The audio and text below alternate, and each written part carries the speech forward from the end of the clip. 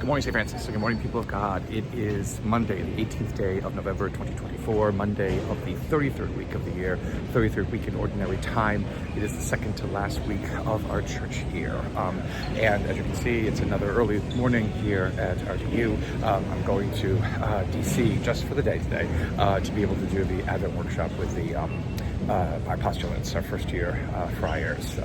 They didn't schedule it correctly, and so basically they said, "Can you come on this day?"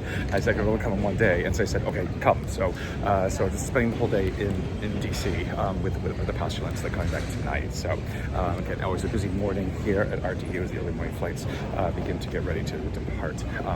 But on this Monday of the 33rd week of the year, we move into the book of Revelation. And so this is always a kind of interesting sort of thing, is whenever you talk about Revelation, you're immediately directed towards Hollywood and Hollywood's understanding of things when it comes to that book, which is very erroneous and more fantasy than anything else and a little bit ridiculous and absurd.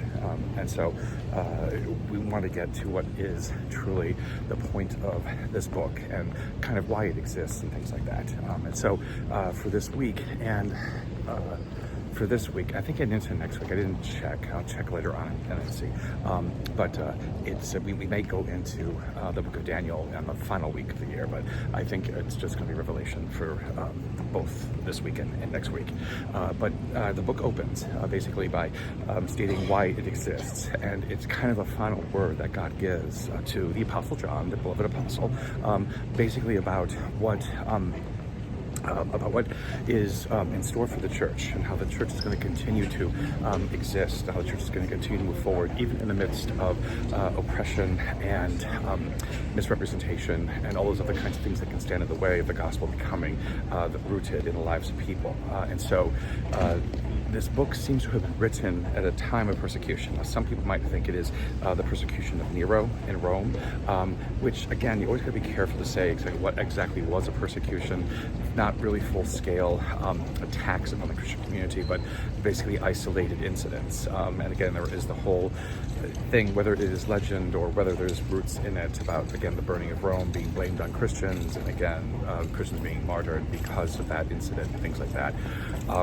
It's again, historical data is kind of lacking sometimes on explaining these kinds of things. And so, but something seems to have been problematic for Christians, not necessarily just in Rome, but perhaps in the East itself, where a lot of the persecutions happened in the eastern part of the empire, not in the western part of the empire. So in Greece, in Asia Minor, Turkey, those areas, that's where a lot of the persecutions would take place. So not in Rome or Italy or in France or what have you. And so, so this letter is kind of addressed, to give hope and to give courage, to Christians who are trying to continue their work in the midst of all of this. And so the book opens citing John as the one who receives this revelation, and then it goes into talking about 7 churches.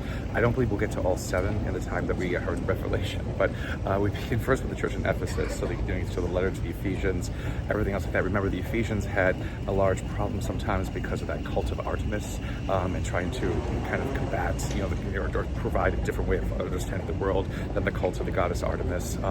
And they are commended for their work, but then also chided because they've kind of lost love in the midst of it all. And so this is important, again, to remember that the letter is not necessarily condemning because of breaking rules or whatever it is, but it kind of cautions against not having love in propagating the gospel. The gospel isn't based in love, then it really isn't the gospel of Jesus at all, which is something important to realize, again, because some of you tend to forget this as we go into other kinds of measures about how to promote the faith and how to propagate the faith and things like that.